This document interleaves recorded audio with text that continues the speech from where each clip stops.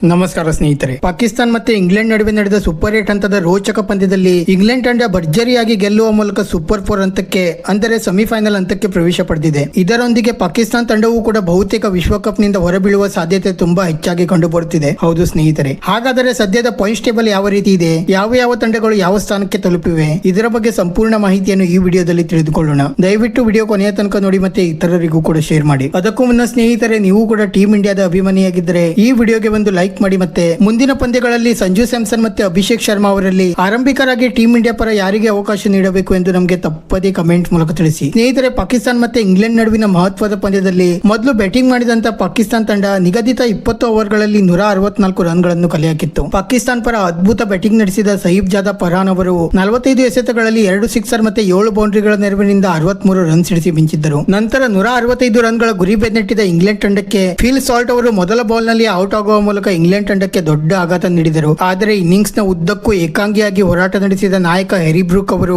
51 ಎಸೆತಗಳಲ್ಲಿ 4 sixer ಮತ್ತೆ 10 ಬೌಂಡ್ರಿಗಳ ನೆರವಿನಿಂದ ಭರ್ಜರಿ ಶತಕ ಸಿಡಿಸಿ ಇಂಗ್ಲೆಂಡ್ ತಂಡಕ್ಕೆ 2 ವಿಕೆಟ್ಗಳ ರೋಚಕ ಗೆಲುವನ್ನು ದೊರಕಿಸಿಕೊಟ್ಟರು. ಈ ಗೆಲುವಿನೊಂದಿಗೆ ಇಂಗ್ಲೆಂಡ್ ತಂಡ ಈಗ ಸೆಮಿಫೈನಲ್ ಹಂತಕ್ಕೆ ಪ್ರವೇಶ ಪಡೆದಿದ್ದು ಪಾಕಿಸ್ತಾನ ತಂಡ ಬಹುತೇಕ ವಿಶ್ವಕಪ್ ನಿಂದ ಈಗ ಹೊರಬಿದ್ದಿದೆ. ಹಾಗಾದರೆ ಸದ್ಯದ ವಿಶ್ವಕಪ್ ನ ಪಾಯಿಂಟ್ಸ್ ಟೇಬಲ್ ಕಡೆಗೆ ನೋಡುವುದಾದರೆ ಸದ್ಯ ಗ್ರೂಪ್ 2 ನಲ್ಲಿ ಇಂಗ್ಲೆಂಡ್ ತಂಡ ಆಡಿದ 2 ಪಂದ್ಯದಲ್ಲಿ ಗೆದ್ದು 4 ಅಂಕದೊಂದಿಗೆ ಈಗ ಸೆಮಿಫೈನಲ್ ಹಂತಕ್ಕೆ ಪ್ರವೇಶ ಪಡೆದಿದ್ದಾರೆ. ನ್ಯೂಜಿಲೆಂಡ್ ತಂಡ ಆಡಿದ ತನ್ನ ಮೊದಲ ಪಂದ್ಯದಲ್ಲಿ ಮಳೆಯಿಂದ ಡ್ರಾ ಆದ ಕಾರಣ 1 ಅಂಕದೊಂದಿಗೆ 2ನೇ ಸ್ಥಾನದಲ್ಲಿದೆ. ಪಾಕಿಸ್ತಾನ ತಂಡ 2 ಪಂದ್ಯವನ್ನು ಆಡಿ 1ರಲ್ಲಿ ಮತ್ತೆ 1 ಪಂದ್ಯವನ್ನು ಡ್ರಾ ಮಾಡಿಕೊಂಡು 1 ಅಂಕದೊಂದಿಗೆ ಸದ್ಯ 3ನೇ ಸ್ಥಾನದಲ್ಲಿದ್ದರೆ ಶ್ರೀಲಂಕಾ ತಂಡ ಆಡಿದ ಮೊದಲ ಪಂದ್ಯದಲ್ಲಿ ಗೆದ್ದು ಸದ್ಯ 4ನೇ ಸ್ಥಾನದಲ್ಲಿದೆ. ಮತ್ತೆ ಗ್ರೂಪ್ 1 ನ ಪಾಯಿಂಟ್ಸ್ ಟೇಬಲ್ ಕಡೆಗೆ ನೋಡುವುದಾದರೆ ಸದ್ಯ ವೆಸ್ಟ್ ಇಂಡೀಸ್ ತಂಡ ಆಡಿದ ಮೊದಲ ಪಂದ್ಯದಲ್ಲಿ ಗೆದ್ದು 2 ಅಂಕದೊಂದಿಗೆ ಮೊದಲ ಸ್ಥಾನದಲ್ಲಿದ್ದರೆ ಸೌತ್ ಆಫ್ರಿಕಾ ತಂಡವು ಕೂಡ ಆಡಿದ ಮೊದಲ ಪಂದ್ಯದಲ್ಲಿ ಗೆದ್ದು 2 ಅಂಕದೊಂದಿಗೆ ಈಗ 2ನೇ ಸ್ಥಾನದಲ್ಲಿದೆ. ಭಾರತ ಮೊದಲ ಪಂದ್ಯದಲ್ಲಿ ಸೋತು ಈಗ 3ನೇ ಸ್ಥಾನದಲ್ಲಿದ್ದರೆ ಜಿಂಬಾಬ್ವೆ ತಂಡವು ಕೂಡ ಮೊದಲ ಪಂದ್ಯದಲ್ಲಿ ಸೋತು ಸದ್ಯ 4ನೇ ಸ್ಥಾನದಲ್ಲಿದೆ. ಸ್ನೇಹಿತರೆ, ಭಾರತದ ದೃಷ್ಟಿಯಿಂದ ಇಂದು 2 ಮಹತ್ವದ ಪಂದ್ಯಗಳು ನಡೆಯಲಿದ್ದು